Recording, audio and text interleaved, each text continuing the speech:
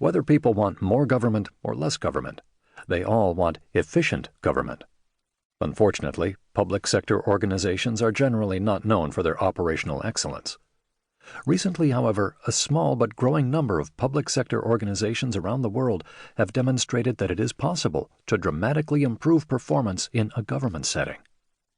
We spent 6 years studying improvement efforts in over 70 government organizations, ranging from small departments to entire states, in 5 countries.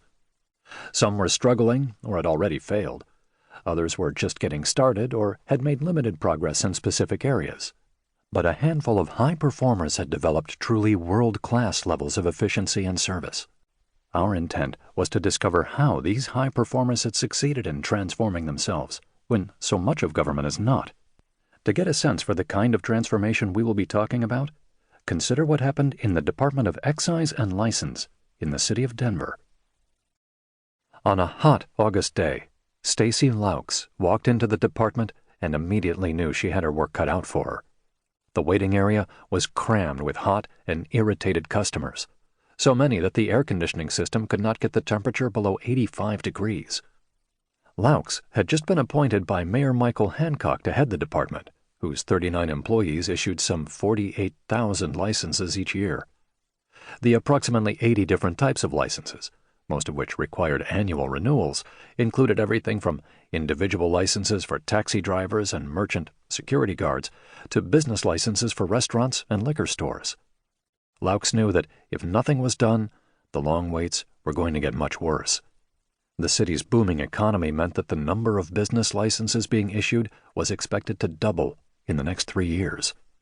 Furthermore, voters had recently legalized the recreational use of marijuana, and the city was going to have to figure out how to license all aspects of its growth, testing, distribution, and sales. And since Colorado was the first state to legalize recreational marijuana, there were no models to follow. There was also talk of developing licensing requirements for short-term private lodging rentals, think Airbnb, and for drivers working for ride-sharing companies such as Uber and Lyft. Fortunately, Laux had a place to go for help. She called Brian Elms, director of Peak Academy, the city's continuous improvement office. He assigned one of his improvement experts, Melissa Wiley, to the department for 6 months to help Laux get things started. Although the problem seemed obvious, Wiley quickly discovered that no one had any data on actual wait times, nor had specific causes of the delays been identified. Consequently, her first action was to set up a system to measure and track various aspects of the service process in order to better understand the issues involved. It turned out that the average wait time to see a licensed technician was 1 hour and 40 minutes, with peak times of over 5 hours. While Wiley was gathering data, Laux began to mobilize her unit for a serious improvement effort. Over the next 18 months, she and her employees came up with many improvement ideas, most of which they could implement themselves. Wait times for licenses were cut to 7 minutes, and peak wait times to less than 15 minutes. As the staff were no longer serving hostile customers who had been waiting for hours, their work became less stressful and unpleasant. Morale increased, and employee turnover declined dramatically. And, despite the dramatic increase in license volume, Laux was the only department head in the entire city government who did not ask for more staff or resources in the next budgeting cycle.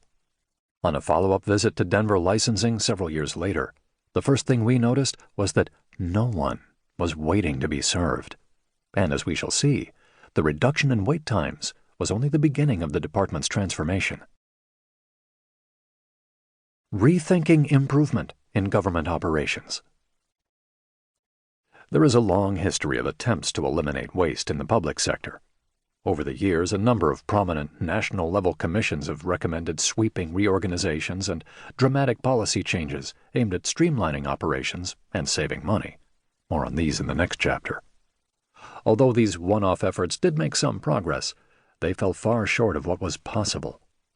Countless initiatives in state and local governments have attempted to create some form of ongoing improvement capability, typically drawing on the popular improvement methodologies of the day.